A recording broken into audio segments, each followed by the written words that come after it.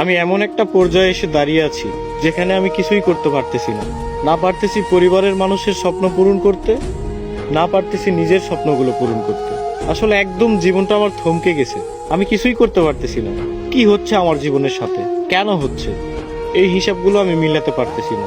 বিশ্বাস করেন ভাই, প্রচুর পরিমাণে ডিপ্রেশন কাজ করতেছে ভিতরে। আমি অনেক ডিপ্রেশনের মধ্যে আছি। আমার জীবনের সাথে কেন এগুলো হচ্ছে আমি নিজেও জানি না। তবে একটা জিনিস কি, কোনো কিছুর হিসাব আমি মিলাতে পারতেছি না। একটা সময় ডিপ্রেশন কি জিনিস জানতাম না, এখন জানতেছি। তবে একটা কথা মাথায় রাখবেন, ডিপ্রেশন বিভিন্ন ধরনের হয়। শুধুমাত্র প্রেম বিচ্ছেদের কারণেই যে মানুষ ডিপ্রেশনে ভোগে, বিষয়টা এমন না। সবচেয়ে ভয়ানক ডিপ্রেশন হচ্ছে ফ্যামিলি প্রবলেম। হ্যাঁ, এগুলো আপনারা বুঝবেন না, যারা মধ্যবিত্ত পরিবারের একমাত্র তারাই বুঝবে। ডিপ্রেশন অনেক কঠিন একটা জিনিস, এখান থেকে সহজে কেউ বের হতে পারে না, কেউ ডিপ্রেশন কাটিয়ে উঠতে পারে না। তবে আলহামদুলিল্লাহ, ধৈর্য ধরে আছি, ভালো কোনো একদিন আসবে।